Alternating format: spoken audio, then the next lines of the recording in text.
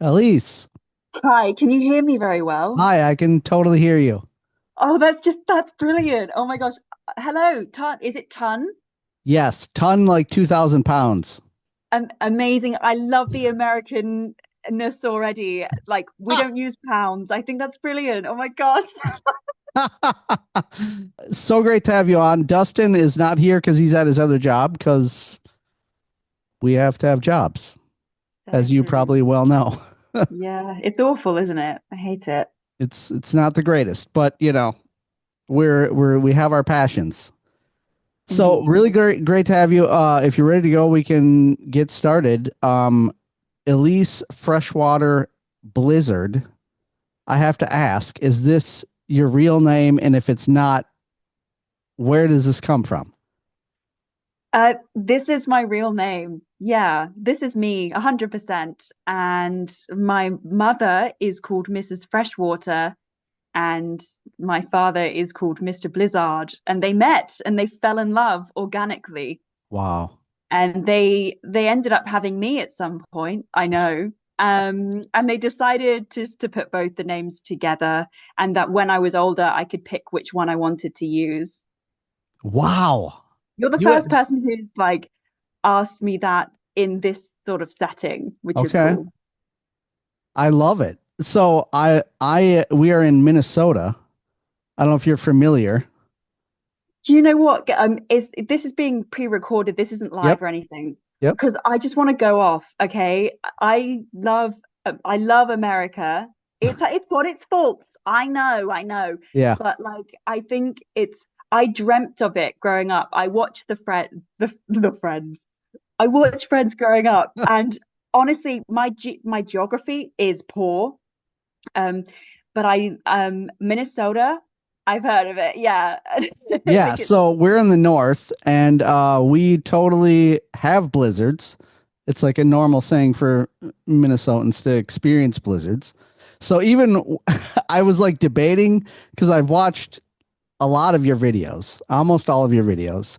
And when you present yourself and you say freshwater blizzard, and I was like, do I say blizzard? And like, no, I say blizzard because I'm from Minnesota and I'm in America. But anyway, and I was like, what the hell is a freshwater blizzard? I've not experienced one of those. But anyways, it's your real name. That's awesome. I totally thought it was like a made up thing. Yeah, I think a lot of people over my life have thought that, and I've had to explain it a few times, but it's I was gonna make a fake stage name to like maybe help with identity or building an online persona, but I feel like I didn't need to because I was already given everything I Yeah. needed. Yes. Your name Yeah, is already so epic. It works in thank you. that It's capacity. Germanic, I think. It's awesome. Oh, Okay, thank so you. I've also like I've listened to a little bit of you on that other podcast that you recently. I've been trying to keep up with what you're doing a little bit. Dustin, oh Um, my gosh. and you had an introduction as being a TV presenter, a comedian. I don't. It seems like you're shying away from the term content creator. Do you put yourself in that thing or no? I've always seen myself as a presenter. Content creator is fine. I'm fine with that wording, but it doesn't feel like I'm ever going to just be that, because I've always tried to stretch myself in a way where I'm making things that I put on YouTube that I would also send off to um, businesses and companies to say, hey, I'm a professional presenter and I'd like to work with you on this television show, or really put myself out there for internships at the BBC, which is the British Broadcasting Company, or any other British based television networks. I'm always looking for proper television work because I'm fascinated by television. I've always found that difficult, and so I've I decided to continue making this YouTube channel in order to just get keep up an online CV, and using my YouTube as an online CV has helped me get jobs, but I think it's started to build a community of my own, which I love. So yeah, and I think also because I found it frustrating not getting any proper paid work as a television presenter, I started to realize, oh, I can do anything I want. Like I have no restrictions that Ofcom would give television broadcasters in the UK. They'd say, no, you can't do this, you can't do that, well, you can't have that. And I realized that I could use YouTube as a superpower. And so I started writing to make myself laugh. And I was doing serious documentaries, and I was making the television presenter, that's me, go back in time to interview these historical characters. And I had so many ideas for this show. It's called The Middle of Nowhere. And I started to build up this sketchbook of all of the sketches I wanted in the show. And it ended up being too many. And it was a 2 year process. And I was like, oh my God, I think I'm writing a sketch show by accident. And there was this moment I thought of an idea that was so good. I realized, oh, I have to do this now. I have to. There's something about it that's getting me excited. And I grew up with a lot of British comedy. And I felt like I needed it. I go with my gut with my career all the time. And I just felt my gut saying, you've got to do a sketch show. Just do something funny that isn't documentary based and make it your own. So that's the current project that I'm doing right now. So that's awesome. Thank you. Thank you for asking as well. I've never had this much attention in my life. You're well, amazing.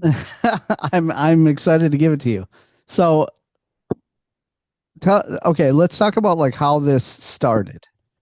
Like, what are these shows that influenced you? Also, like, you touch on it a bit, and I've even noticed it in other interviews or whatnot. I want to know kind of the lineage of what got you into the YouTube. So, how did it kind of get started? And we've got to talk about some of that career stuff a little bit. I know I've heard you mention you worked at BBC Radio before. You talk about being a TV presenter, but I mean, I don't know what that is. I don't know it from YouTube at all. Like, I don't know your professional credentials, if we want to call it that. Sweet. Um, so where do I even start with the question? There's so much in Okay, what here. was the show when you were a kid that ignited your love for television and British comedy? Well, it was all in my parents, really. They would let me stay up late only if I watched the comedy that they were watching. Hmm. And I think that's integral to, I think, everything I'm doing now. So, and this isn't just British comedy as well. I think a lot of British kids stayed up till about 6:30 to watch The Simpsons, because The Simpsons would start at 6 p.m. and you would gather around the TV to watch that. That was integral for my childhood. And The Simpsons was a great, basically, The Simpsons was just a great groundwork for Hmm. any comedian, I think, actually, especially as a writer. But then if my parents were watching Blackadder or Monty Python, they would say, well, you have to go to bed now. It's your bedtime. But if you want to watch this show with us, then you can. And it was always some historical, maybe even Father Ted, Hmm. which isn't British, obviously, but you have this groundwork being laid where my parents were very encouraging of this. And when they heard me laugh, and I was encouraged to laugh, because then if I showed I was enjoying it, then I was allowed to stay up even later to watch the next episode, Oh, which was wow. very important. Um, and so I fell in love. It was like, oh, this makes sense. And then I started doing this thing where I wouldn't watch comedy. I would make sure not to watch it as a child until I was sick or sad about something. Hmm. And it was like a rule I gave myself, where I started to watch the Monty Python movies, and there were stages where I didn't, because I was like, oh, well, I'm happy with my life. And then I'd go to them when I gravitated towards them when I was sad. And in those moments as a child, I remember studying, okay, that's how you can be funny. oh, okay, that's how you should be funny. Mm. Obviously, now as a grown up, I realize, well, that's how they're being funny. Hmm. And what applies to one person doesn't apply to the other person in terms of being funny. But as a child, it was like, oh, this, there's an instinct there where my parents will definitely love me Oh if yeah. I imitate the humor. Hmm. And that sort of acceptance within the whole family unit as well. I think there's a lot psychologically going on there, but that was the base of where everything seems to have stemmed from for me. Thank you Interesting. for asking brilliant questions as well. I've got uh so much to edit. I'm so sorry. no, it's fine. And our show is very open, so there probably won't be very much editing, if I'm honest. Will people get to see what's on the screen? No, we probably, I mean, maybe that'll be on Patreon. Okay, so can I describe it for those just in case? Sure. So for those who can't see us, okay, Justin Klein has this beautiful backdrop where you look like you're in a British study Wow. and it looks like you're about to light a cigar and talk to Mm. me about philosophy. You've got I'm this wonderful chair. I'm gonna do an edit of a pipe. We could totally have a different conversation about that, but I've made like traditional pipes. Okay, anyways, continue. And that's really cool. I love traditional pipes. I go underground sometimes and find little miners' pipes from the 1800s. So you've got this beautiful chair and you're sitting here with your mic and you've got a lovely old wooden sort of vintage looking lamp to the side of you.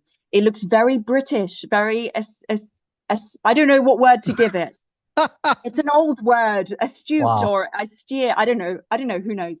And then on my side, my background is the background of one of the Office characters. Hmm.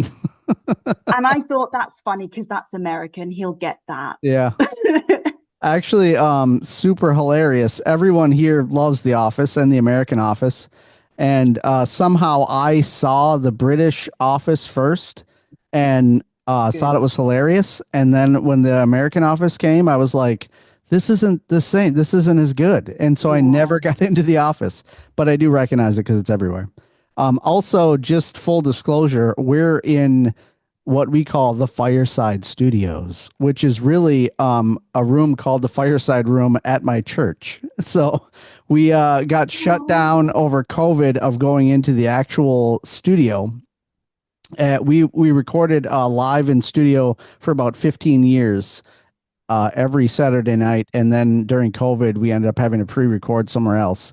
And luckily, I have a church that allows us to do that here. So it's not my wow. grandmother's house or even my own house, but it's a nice place in a Are you a pastor now? yeah, in a small Church is in church. session. Yeah, basically.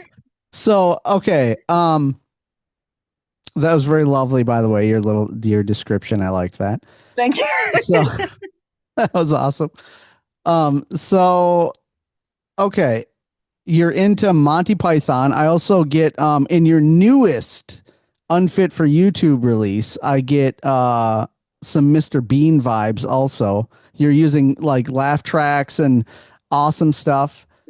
So I'm guessing that was in there. And then at what point, like in school or whatever, did you start making videos or like realizing you wanted to try to do this? I mean, I'm presuming you did this as a job in some capacity, I've never made videos as a job, no. but you've been on BBC Radio, correct? Yes, And then oh like yeah, you've yeah. done other Um, show.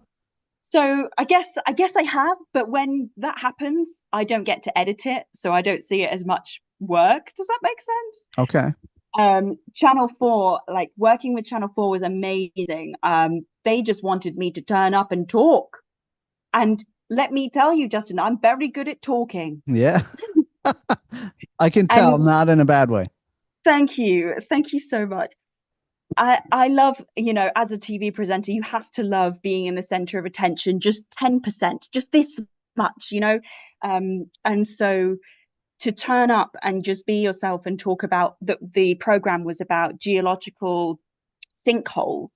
which are fascinating. And I love limestone, and I just think it's a wonderful rock.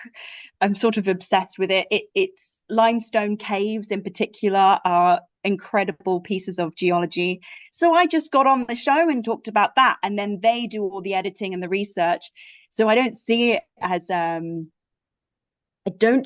like a crazy big job, even if I'm getting paid for it. I feel I feel blessed to do it. It doesn't feel like a job. The job that pays my bills because I'm still coming on the up, that feels like labor, you know. Hmm. But I've never really been paid enough to like pay my bills, but I'm very certain of my career and where it's going and how happy I am with it.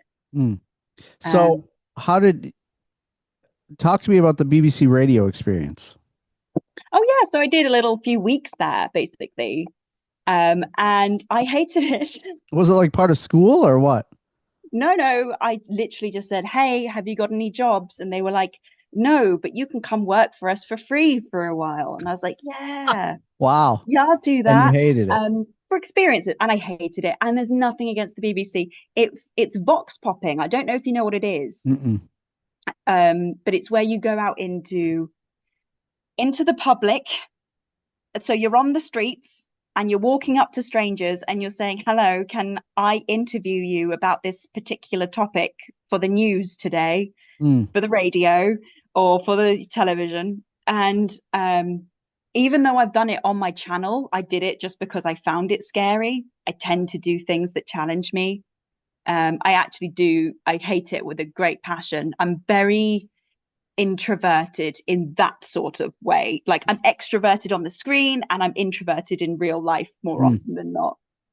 Interesting. So I'll let that segue us into your you've got one, I guess it's just only a couple of videos, but there's a playlist on your YouTube channel. I think it's called Asking Strangers. I think that's what Yeah. it's called. And you've got a couple Yeah. of videos there where you do that very thing. You're walking around the streets of Sheffield and then where else was it? Manchester?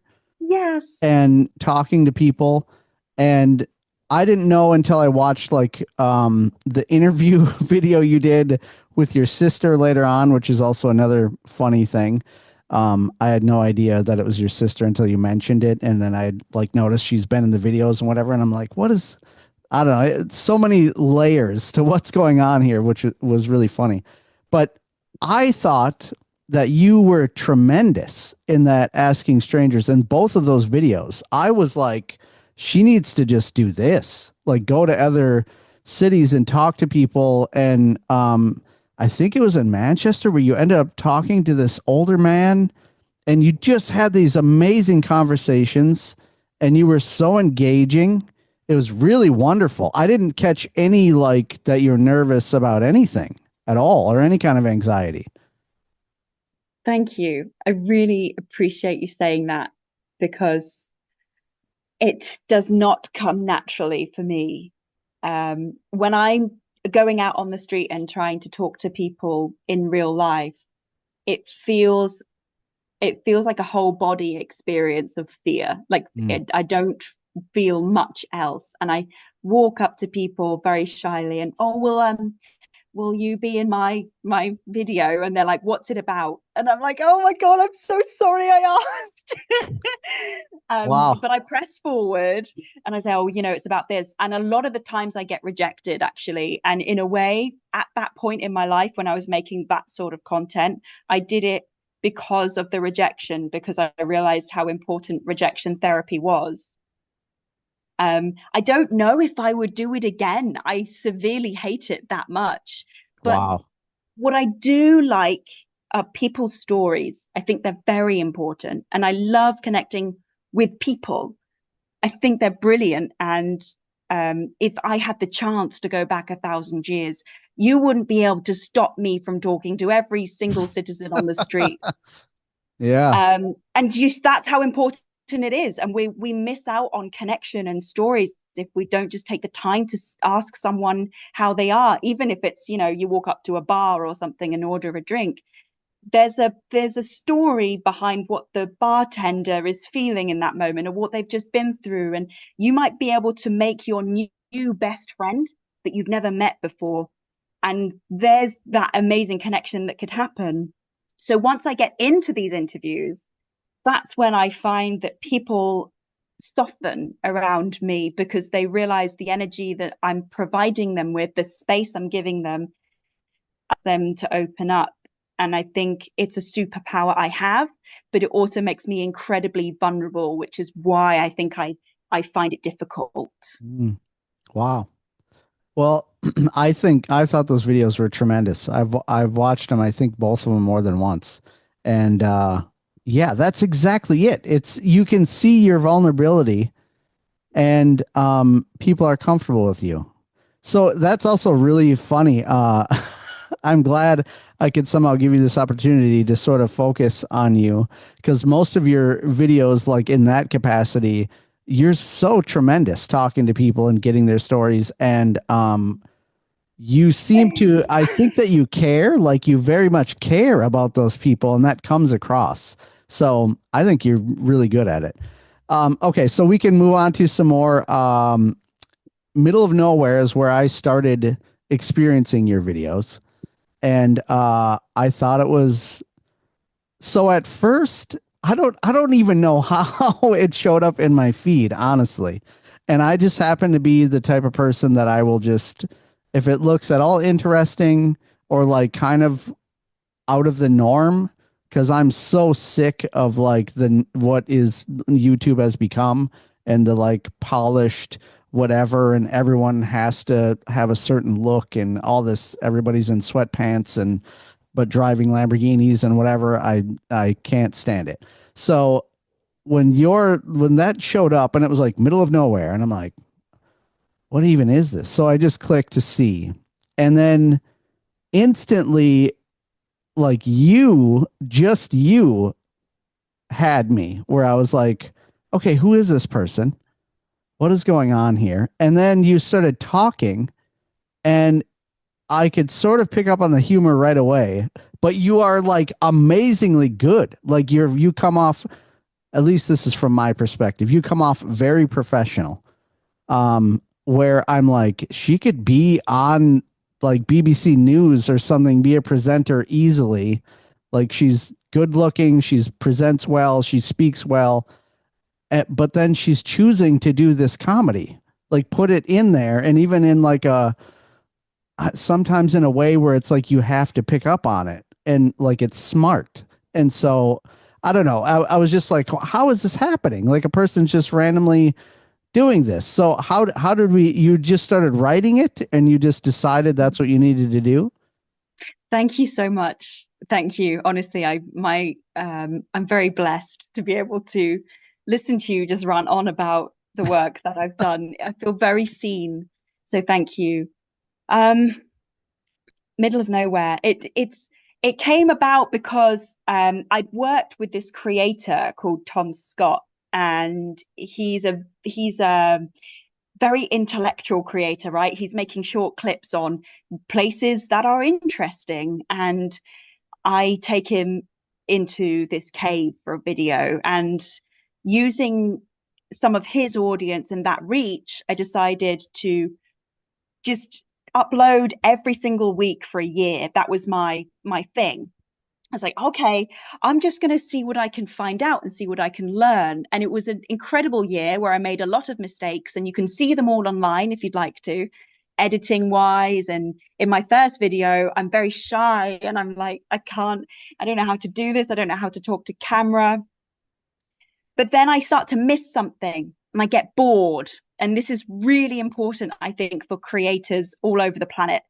Do what work so hard on something until you get so bored of it that you have to inject your personality into it, because if you don't, you will die. There's something that's dying in your art form, and you think, oh my gosh, what's it void of? Oh, it's void of me. And I remembered when I started working, so I worked on a community television uh, network a long time ago when I realized I wanted to be a television presenter, and I made this TV program called Deep Down Under, which is about, it's not about Australia, it's about going into caves because you're going deep down under. And I realized how much fun it was working on a complete cohesive project and how much I love television and love to make fun of it. I think it's such an interesting art form. Everyone gathered around a television set over the years, and slowly it's mutating into a different screen, or the one in your pocket and things like this. It's a fabulous art form to make fun of, and it sets the tropes for you to destroy. I think that's wonderful. And I wanted to play with that. I wanted to go back into that. So I thought, okay, I'm going to take as much time as I need off from YouTube, which traditionally kills your channel, right? You shouldn't be taking time off because you lose your audience. You should be uploading every day or every week. And I decided I couldn't do that anymore because I needed to do something that was authentically me without any comments or any noise saying you should be doing this or you should be doing that. And so I started to craft a program that the goal was every single episode I would find myself more, or something would improve. And it could be that the program improved, like the editing got better, or there were better shots, or it was more well researched, or it could be something about me as the presenter. So it could be what I was wearing or what makeup I was using. And at the beginning of this journey, I thought when I was presenting on screen, makeup was not okay to use, and not too much makeup. Do you know what I mean? And I thought I shouldn't be wearing nice clothes because I was worried people wouldn't take me seriously as a presenter. Wow. Yeah. And so over the course of the series, you can see my wardrobe gets better and better because what I'm realizing over the course of the series is like, oh my God, I have to wear what I want to wear. I cannot be dressing for other people anymore, even if I think that it's dressing down. So nobody will look at my body when I'm talking about an interesting subject. Mm. And then it also grew through my writing. So I was like, oh my gosh, I can't write for other people anymore. I have to write for myself. And so I started injecting comedy into it in a way that made me feel at home, like I was the child once more at home Mm. watching Monty Python with my parents. Mhm. And at the time, I used it to explore new comedy, new to me. So at that time, I discovered Rick Mail. I discovered The Young Ones as well, and Bottom, if you've heard of that show. And I also discovered Chris Morris's Brass Eye, which has felt like a pivotal. Those shows have I missed out on when I was a kid because they were, maybe they were too much for a kid to watch um of that age. And so I'm glad that I got a circle back round to them. So once I started watching those, like something popped off and I was like, oh my God, I can't go back. Like the tin's been opened. And what I was before was very much somebody that was like, oh, I really just want to be on a television network. I know I'm talented. I know I could be a television presenter. Why is no one listening to me? From that mindset, throughout the show, it grew to this mindset of like, oh no, I'm good enough for just dressing how I want, wearing the makeup I want, saying the things I want, because I'm passionate and I belong here. And I will let my audience find me. And one day people will wake up. It'll be too late for them. Yeah. Yeah. And Yeah. I want to touch on that as well. What's really cool about the Middle of Nowhere series is it's like it's totally a comedy show, but it's also a history show. And I Mm. was like fascinated. And you were presenting some piece of history about, something there and in wherever you're at, that tree, there was the cave and the cave woman. And then all of a sudden you're like playing all these other characters and you're I remember the cave woman like somehow finds the camera and she turns it into her own show, and then she's like slipping or you're slipping and all dirty and whatever, and then your regular self it's hilarious.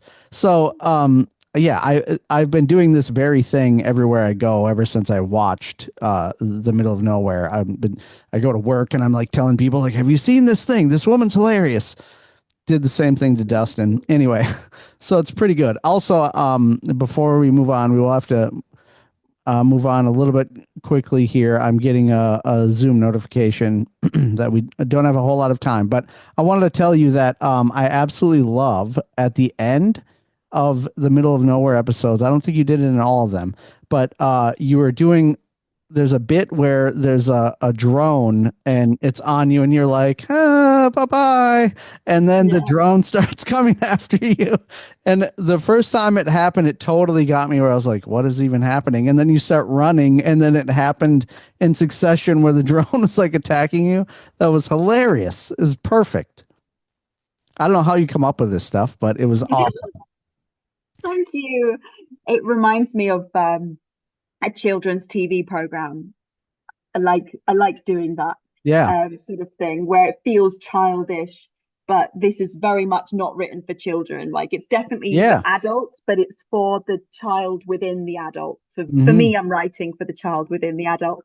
But a lot of that stuff, like that, the drone shot I came up with on the spot when we were on shoot on that first episode. I was with a friend who he loved flying the drone, and he did this funny thing where he chased after me with the drone, and I was like, that's so funny, can we do that for real? Like that's a Yeah. great ending shot.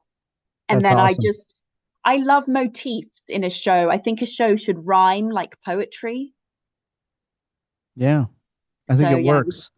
thank you. Yeah. So I want to move on to your latest stuff, Unfit for YouTube, which is like totally sketch comedy with like a music video thrown in there. I was Yeah. blown away. Like I watched the whole video and it was like you did your own SNL episode almost.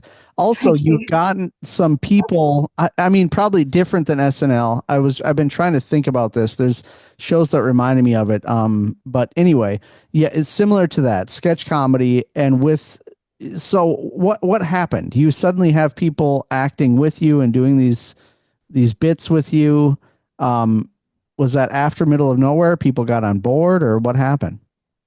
Well, thank you. I want to say first that I always like creating stuff where it feels like it shouldn't be there. And this is why I like the middle of nowhere like comedy, because it feels like the comedy shouldn't be in the show. And it feels like, how come this really, like, she looks professional. Like I wanted it to seem so professional that the comedy seems out of place. Like this seems like a BBC production, but Totally. like the lines have been crossed. And the same thing happened with um Unfit for YouTube, where I felt like I was in a position where I knew how people saw me, and people saw me as someone that is hyper intelligent. Don't know if that's true. They saw me as, the classic nerdy brunette who likes talking about um, history and geology, and that is very true.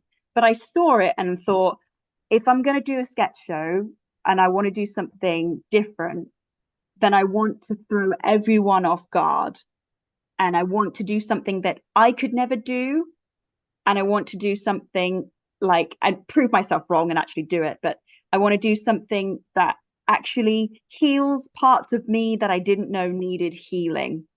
And so I immediately knew that the character I had to be would be somebody I would find confronting. So she had to be blonde with blue eyes, the complete opposite of a brunette with brown eyes. It's like, and I wanted her to be perfect. When I realized I wanted to play her, I was like, okay, I need to hit the gym. I need to, I eat well. I was pragmatic about losing weight with her in a healthy Mm, way, but in a wow. way where I would be jealous of her, even though I'm playing her. because Mm. I'm not her. I'm so not her. She's so cool about everything. I'm a bit like, whoa, good for you, babe. Um, and so I knew I was very, in my personal life at the time, I knew I wanted to write a song about um her boobs and sort of replicate. So I wanted her to be somebody. She reminds me of an an American singer. And I did get, I mean, is it okay to name names? Is it okay? Sure. Yeah. I love Addison Rae, and I am obsessed with Tate McRae. I don't know if you know those pop girlies, but they are really out there right now. And for me, I found that so intimidating. These lovely, gorgeous blonde women who look incredible in their stage outfits, and they've got their bra and their pants on, and they're dancing around. And I'm like, that is so intimidating. And there's a part of me that feels like I will never, ever achieve success unless I take some clothes off. And there is a lot of discourse around that. And there's Hmm. nothing wrong with what they're doing. I just wanted to join in and say, what if she's so self aware about this happening? What if Peggy, the main character, knows she's blonde and knows, okay, if this isn't working, nothing's working. I'm not getting famous. I'm not getting the attention I want. So I'm going to take my clothes off. So I Mm. was really reckoning with everything that I also found myself naturally judging, perhaps Hmm. because of patriarchy, right? Or whatever's going on. And I wanted to challenge myself in that. And I also knew for a fact that any of my fans or subscribers who saw that would be like, what the hell is going on? What is this? Hmm. It was so much fun to do. And I love SNL. I think it's amazing. So I'm really happy that you said that. One of the things about the show is that I want to showcase how I am in Sheffield, but I want it to feel like New York. And I want Peggy to feel like she's in this world that we don't live in. It's a hybrid. And so in the background, I don't know if you saw, but there's a big, big photo of New York in her room, Mm. and on it it says Sheffield. Mm. I wanted to bridge the gap between where I want to be and where I am. Yeah. Wow. I never would have thought that you would have put even that much into it. Like going to the gym and this whole crafting a character, that's amazing. It I was hard. it sounds like it. It was really good. I loved the music video. I think we're definitely, I don't know how we'll do some editing with that, but we're gonna play that on the show. I'm pretty Oh sure. wow, thank you. Um, it totally got stuck in my head. Like I think it's hilarious I and love awesome. that. Thank you. Um, so I've noticed you said something about you've posted something about doing stand-up comedy. Oh my What's up with gosh, that? yeah. I'm really scared. I don't know if it's something that I'll do forever, but I know it's something that I want to do because it scares me, and I think I've I've got the guts to do it if I prepare enough and I'm in that moment. But I'm really looking forward to just having a voice because I love making little YouTube videos because I have complete control. Like I can do another take if it goes wrong, Mm. or I can edit something if I don't like look like what I want to look like. But in live comedy, oh, we've got less than a minute. In live comedy, We might be able to, I might be able to restart if this will kills we us. explode if it gets down to Yeah, zero? we are going to explode. I hope we explode. Let me see if I can stop it and call you again. Can I Yeah, do of that? course. Are you okay? Yeah, Do you want to yeah. keep chatting or what? I would love to. I'm having a great time, Okay. Justin. Me too. Hold on. All right. Wow. We'll do it again. Okay. So, yeah, no, I genuinely like even when I messaged you the first time, I was like, this person is being vulnerable and I think doing what I think YouTube was meant for. Um, and it's you come off so comfortable and so confident. And so then when I saw those like interview pieces where you were talking about like how difficult it was for you or all just the things that are on your mind, I was just like first of all, that's awesome. And then secondly, I just felt like I should tell this person that I see you and I appreciate it and I think it's great and I want you to keep doing it. I don't know that that matters or anything. And then I definitely had the, after sending you the message, like, hey, come on our show, whatever. I appreciate what you're doing. And then I was told, like, this is like a good looking woman on YouTube and social media. She probably has 500 million people saying, hey, I really like what you're doing, blah, blah. I'm like, oh, whatever. Anyway, so anyway, I'm glad that you came on the show, and I really like learning more about it all because I really have enjoyed it. So you have this technique you were doing with Unfit for YouTube. You're so in order to post every day, I noticed you were posting like each little skit separately, almost like every day. Is that Yeah. just to try to be engaging to keep like within the algorithm or? Yeah, quite practically, yes. And I don't think it's something I'll ever do again for that show. I'm glad that I tried it, but it doesn't fit within the ethos of the show. And also, I think it just lost me a ton of YouTube subscribers because they thought that was all real. Like, if they hadn't had seen the show, they just thought, "What on earth is this?" So, Seriously, um, I noticed that in your yeah, latest post. You said you lost a bunch of subscribers. so many. Like, what? Why? But it's a good thing. It's a good thing. I mean, I first um like had my big sort of, I guess, very small microcosm, right? We're in the huge ether, but I had my big small moment when I worked with Tom Scott. And so a lot of people thought that I just made videos on caves and were introduced to me through caving, or as you lovely Americans call it, spelunking. Yeah. And or potholing, either word is fine, but I they knew me from that. And in all honesty, I just liked making present I just like pretending I was on television, and like wanted I was still signing up for all these companies saying I would love to be a TV runner or get my foot in the door of the television business, and I just kept getting rejected, so I just kept on making lots of little videos as an online CV. And I think my audience naturally thought, oh, she just does caves, that's the cave girl. Mm.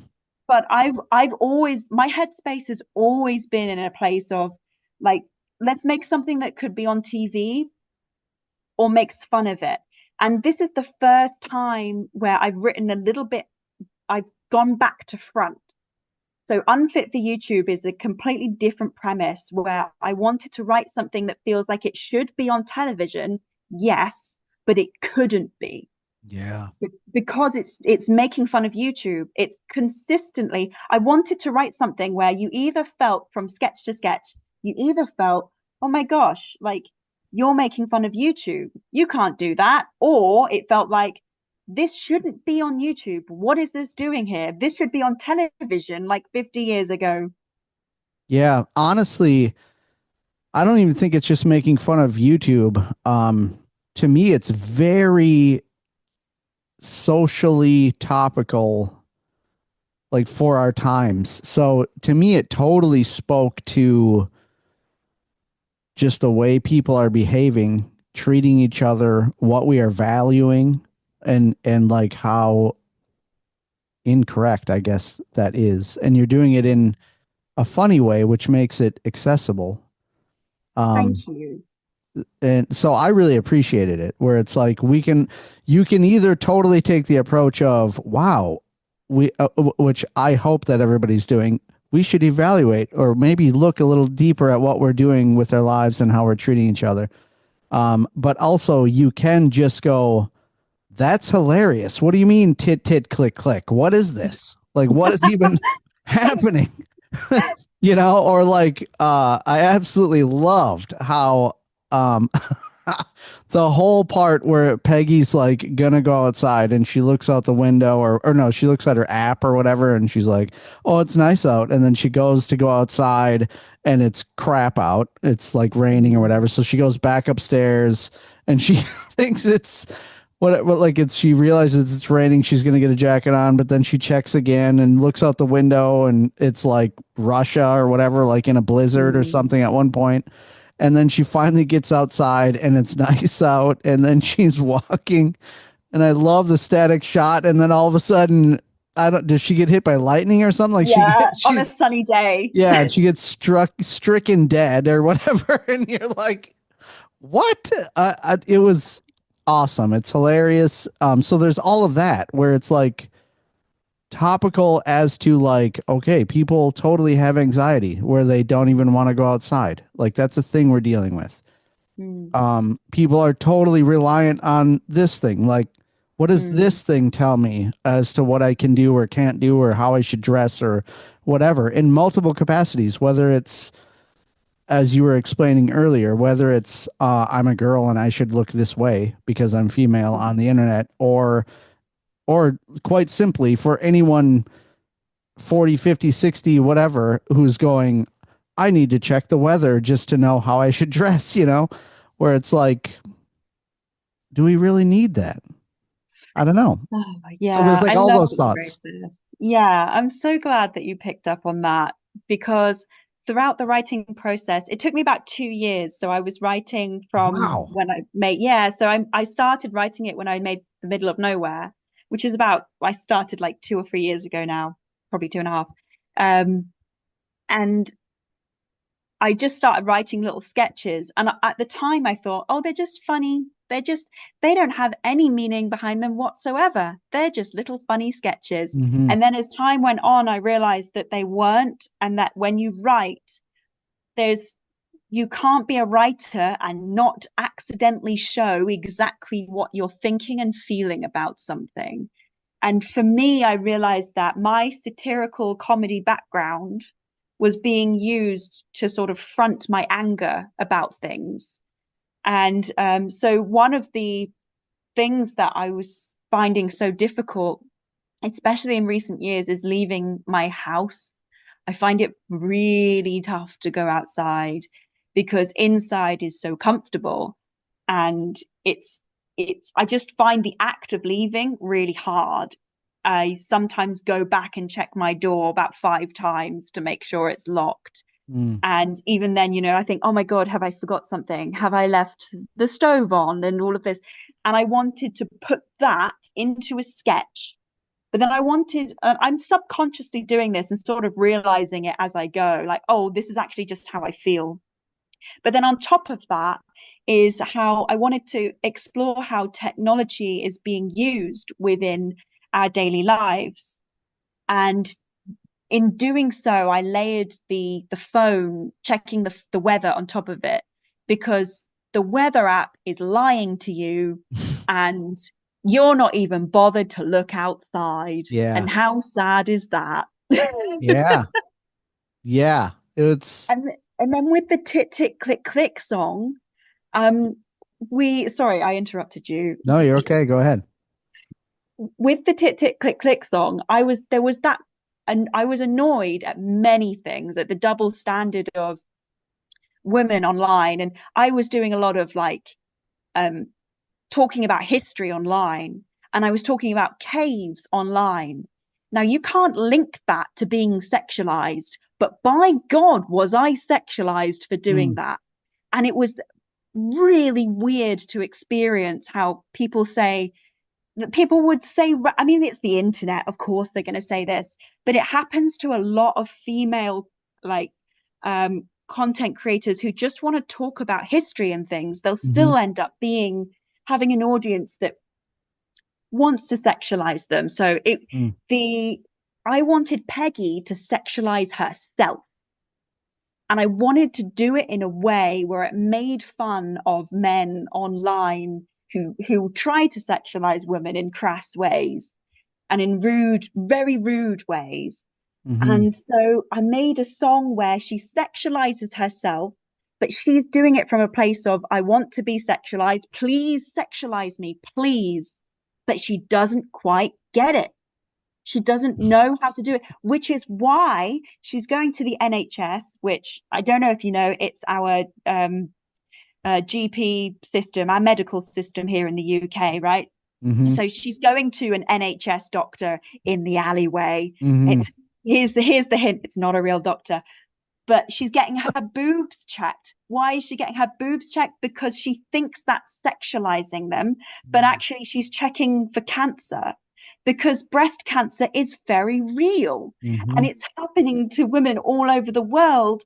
But at the same time, the thing that's meant to feed a baby is somehow inappropriate and deeply ingrained in our culture to be sexualized. When if you think about like very ancient African tribes, do they wear tops? The girls aren't wearing tops. Like it's not a sexualized thing like we do now. So I wanted to sort of have a song where on the top of it, on the top of the iceberg, it's so funny. She can't even sexualize her own tits properly. And then underneath it, there's this like, oh, there's this, it's a deeply like little punch at like how we view women online. Mm-hmm. And I got some comments and messages saying, I thought what you're doing is inappropriate, Elise, Mm, because you're sexualizing yourself online. I'm like, boy, that's the point. yeah, totally. And for me to do, I thought I was the perfect person to do this because you would never catch me doing that. Mm, I thought I can do it through Peggy, but I can't do it for myself, if yeah, that makes yeah. sense. That's amazing. Thank you. Wow. It was, yeah, I can see I'm putting the pieces together. So I'm guessing, yeah, there was probably a lot of people that watched you through the caving videos and probably even a totally different audience that just didn't understand like Yeah. even that music video. That's really interesting. And partially, I would say you should definitely take that as a compliment because it means Thank you you. did it so convincingly, which you did. I Mm, mean, it was thank awesome. you. Okay. I should probably dial it down a little bit, but No, please dial it yeah, up. I'm loving this I so much. Do I you know, it Justin, it feels like my birthday. does it. Well, Yes, happy this is birthday. great. The I thought like number one, you wrote a song that's catchy and totally feels like a pop song. I don't know who did. I think I looked at it. You credited the person who helped you with the music part and producing or whatever. And you Yeah. sang it pretty well. And then the performance was awesome and hilarious, where it's like, to me, it's so obvious that it's comedy in what you're doing. So it's unfortunate if people didn't understand that and left. Also, the end. Why don't you just grow a pair? I was like, that was the best ever. Like, even that, like, just at that point, everyone should have known that it's comedy. That's another one Thank where, you. just recently, that I knew we were going to have this interview. I was walking around at work and I would just say tit, tit, click, click and see if people would pick up on it. Cause I was telling them that, That's that I got the tit, tit, click, click girl on the show. So, cute. not as much excitement as I was hoping for, but one person I sent him the video right away, and I'm like, "You better take a look at this, buddy." And he was like, "Why?" And I was like, "Just watch the video. It's hilarious." And then they did like it. So I'm Mm. trying. I'm trying for you. Thank you. I feel like I'm an underdog and I feel like I will be for a while longer. And I'm Yeah. sort of enjoying that process. I think I've been an underdog for a very long time.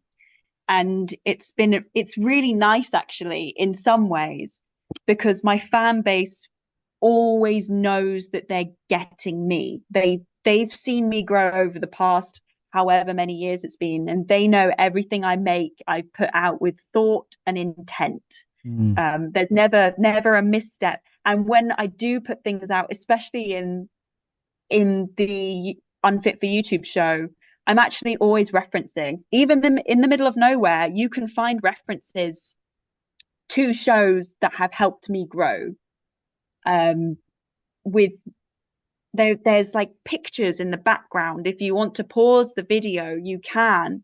There's a lot of there's references to shows I've enjoyed, like the Big Les show, which is a YouTube show that came out of like this incredibly creative person, Jared Wright, and he did everything on Microsoft Paint.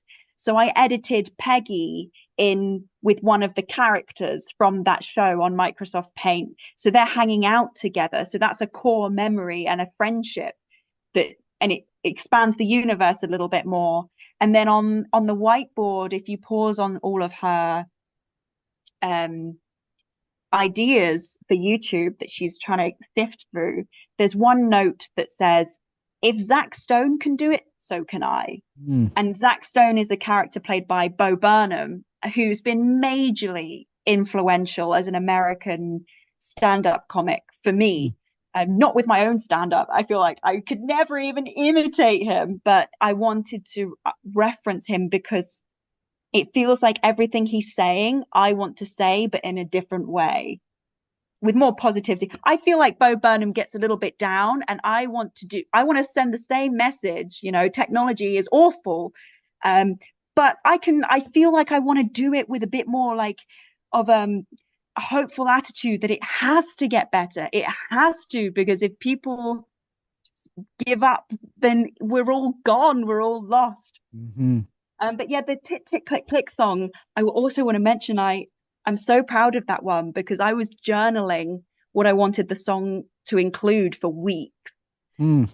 And I was like, I just wrote down all my thoughts and all the angry thoughts about like, why did somebody feel the need to say that comment about my body? And why? So I was journaling like crazy and making up rhymes about all of the stuff I wanted to say.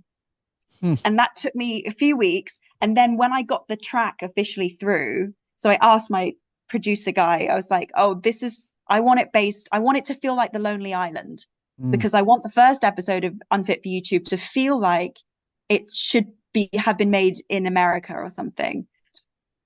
And so when I finally got the track and he was like, yeah, just put lyrics over the top, then I sat down and I wrote the whole thing in 20 minutes Wow. without using any of my notes. I knew I journaled the feelings so much that I knew exactly what I was aiming for. And I was just like, okay, I'm just going to sit down on my bed and just write whatever comes with the tune. And then it literally just all fell into place, but I wasn't expecting it to be like that. So yeah, Wow. thank you for letting me ramble on about that. Yeah, it was awesome. So I want to ask one more question about the unfit for YouTube, and then I want to move on a little bit on this the stand up and some other things. But Yeah. there's a scene where you open the fridge. Where Peg opens the fridge and there's like gummy bears in there. Is that from Pee-wee's Playhouse or is that something else for you? That is actually one of the that is something I didn't reference at all. Sorry. That's all right. Um, that was one of I'm normally referencing all the time in my shows very subtly, but that is the one time I didn't reference. And I basically what happened was I wanted her and Pancake, her pet teddy bear, to have a dialogue between them saying how that she's hungry, and I wanted her to go to the fridge and there be nothing in the fridge. And she realizes, well, I'm hungry, never mind. I guess I don't have any money for food. And I was like, how do you represent? I felt saying that she didn't have any money for food felt to tell, not show. And I'm very lucky that I've always been able to eat. But I have had times where I'm like, really, especially recently, just really stressed about money. And there have been times where I'm like, well, no, I can't eat that. I have to keep eating in the way I am and, cook meals at home. And I haven't had a takeout for ages, maybe about a year now, Mm. because it's so expensive. And I wanted to sort of like put that feeling in Peggy where she doesn't eat. There's a bigger story going on as to why she doesn't eat, but like that's later episodes. Mm. And I just wanted to show that. I just wanted to show that. So instead of her saying, oh, well, we don't have any money for any food, I Yeah. wanted her to open the fridge and be like, okay, what's going on in here that shows the catastrophe of looking in an empty fridge, which I'm sure many people do over both of our countries. I wanted to show that in a horrific horrible way where that's all there is, these sentient gummy bears. And I'm really excited to play with them over the period of episodes, because I think what I called them in my sketchbook was the offensive gummy bears. Like Mm. none of them will be like polite or kind. Like if you listen in, you can definitely hear a couple of them having intercourse. I managed to buy a packet where there's a really, really small one. So I made a little Jesus of Nazareth scene. So Wow. there's three wise men in there. If you go pause it, you can see the three wise men and Mary and Joseph and the little baby Jesus out of these little gummy bears that I found. So I was lucky to be able to make that scene. Wow.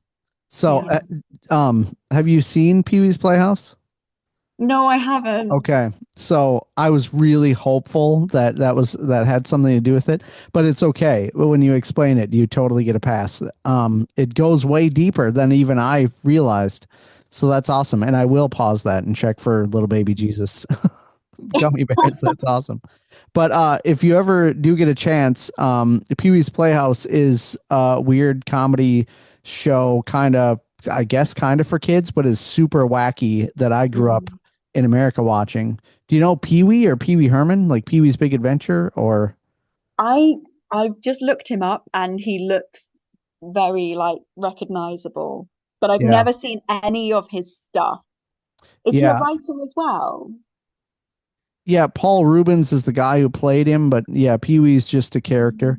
Mm. But he in Pee-wee's Playhouse, there was almost every episode, there was a moment where it was like snack time, and they'd go and open the fridge, and there'd be all these characters in there that were like doing various different things, and it was the food like talking to each other and whatever, and then he'd kind of get like Damn. one thing and whatever. There'd be like you'd be seeing him from inside the fridge, and he'd kind of laugh and close it.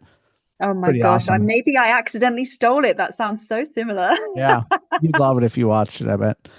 Okay, Oh, I will. so Thank you. you're talking about stand up, and so I saw from the post that you're doing it for some sort of a charity. Did you seek that out because you wanted to try stand up, or did someone invite you, or what's happening there? I'm doing this course called Ultra Comedy in the UK, and they encourage you to sign up for a, a charity whilst you learn how to do stand up. And because it's for charity, I felt like I had a free pass. Like, oh, she doesn't need to be funny doing it for Mm. charity. Let her lie. So You're I looking thought, for you some know what? cushion. I will be fine. And because it's something I genuinely would never have done without like the idea of also giving to charity, because it's too scary. Again, I'm not very good at big rooms, lots of people. I don't like being in crowds, don't like talking to strangers on the most part. I tend to force myself to do it. I do like it in the end, but I take a long time to get there. And so this is like one of the biggest challenges of my life. This is scarier than caving. Um, but it feels like a step in the right direction. Mm. And I didn't I haven't even bloody done it yet. And already people are commenting saying like, oh, this is really exciting. And we really want to come see you. And it sounds like what you're doing is really interesting. And so normally I'm always wearing vintage clothes, right? And I love vintage aesthetic. I think it's really it makes me feel beautiful. And so that's my stage wear, if you will. And my mother was a secondary school head teacher.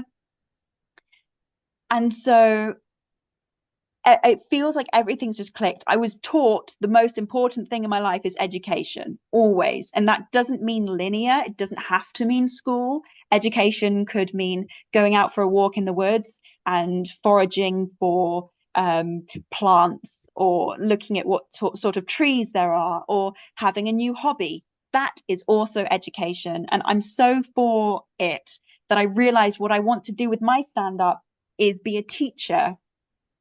And so I'm really excited to announce that my stand up will just be about history. Hmm. And so I've written my first stand-up. I'm really excited about it. It's all about the number one male historical figure I would love to make out with, given the chance. Yeah, I feel like it's important. And you see, these are the sorts of things I actually want to talk about. And I feel like I'm sort of the opposite of Philomena Kunk. I get a lot of comments saying, oh, she's so Philomena Kunk. And I understand why you would say that. But I feel like Philomena Kunk as a character, which she is a character. She's not a real person. She was created by Charlie Brooker to be somebody who was apathetic and uncaring for history, which is very funny and it works very well. But I would love to work with her. Oh my gosh, I'm putting it out there now. Manifest. Um, and I'm the opposite. I am someone who deeply cares about history, but that doesn't mean I have to take it seriously. There is, I feel like I sometimes get comments saying, oh, she's being disrespectful. No, I'm just so invested. I'm under the iceberg at this point. Like I love if I make fun of something, it tends to be because I love it, right? Mm-hmm. Similar with like going back to the Tit Tit Click Click song with, the inspiration being Addison Rae and Tate McRae, all these female pop stars who are doing so well. I love them. I adore them. And in that way, there's a part of me that just wanted to like try it out for myself.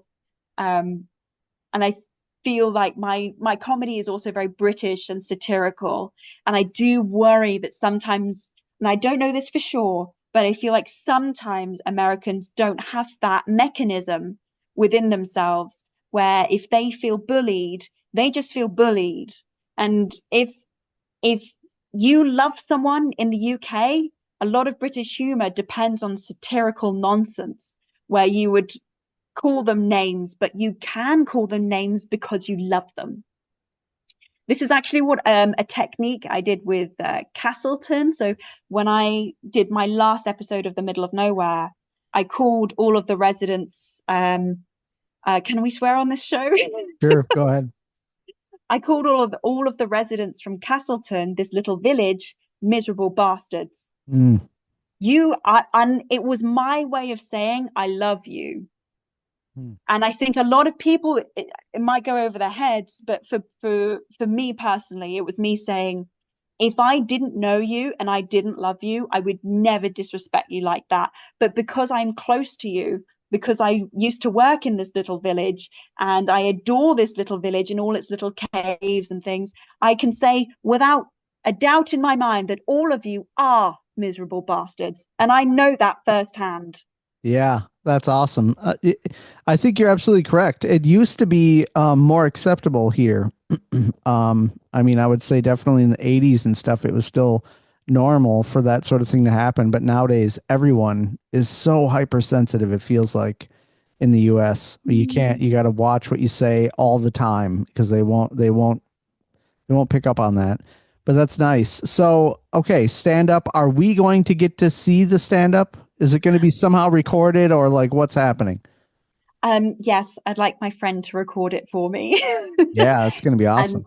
that's a lot of trust, right? Because I'm Mhm. I'm nervous, but I want to sort of tour what I've got going on right now. So I'm not professional by any means, and nor am I making any money, but in my own um city in Sheffield, what I'm going to be doing is going to little free clubs, open mic nights, and just letting my followers know this is where I'm going to be and come along if you'd like. And I want to record as much of it as I can and just post little reels and little clips up so you get the idea of what I'm going to talk about, but it's not ruined. This is my first time doing stand up, and I'm still learning about the history of stand up comedy and all the things it can offer. So I really don't know if I'm doing the right thing. I'm still learning about what other comics tend to do. Some people might hear what I'm doing and think, well, that's wrong. You shouldn't do it that way. But I'm sort of just exploring. This is the joy I think about Yeah. growing with my audience is that my audience always know I'm being authentic. So I'll just say like, oh, this is what I'm doing, by the way, and you can come or you can not, and that's completely okay. Mm, that's awesome. Well, I'm excited to see it. I can't wait to see everything that you have next coming up. Thank Thank you so you. much for being on the show. Hopefully, maybe when you're super famous, we can have you on again, Yeah. whenever that possibly happens. So, thank you so much, Elise Freshwater Blizzard. Can I first say thank you so much for having me? Yeah, Thank you're you. welcome. Honestly, I'm so blessed. You've treated me with so much respect. And I never, ever, ever want to tell anyone to go watch all my videos. I cannot believe you've watched all my videos. Yeah, They're amazing. I haven't watched all of the caving stuff. I've watched some of it. Um, You don't have to. yeah, There's a lot of slop in there. yeah, it's I've watched some of it, and I could tell how like it was a different thing for you and you were learning and whatever. Mm. Caving is pretty cool. Anyway, yeah, we're getting Yeah, sidetracked. I feel like we yeah. could talk for a very long time. Okay, awesome. Well, Thank yeah, you. feel free to I don't know, reach out to me at any time on Instagram or whatever. I've enjoyed chatting with you. Thanks so much for being on the show.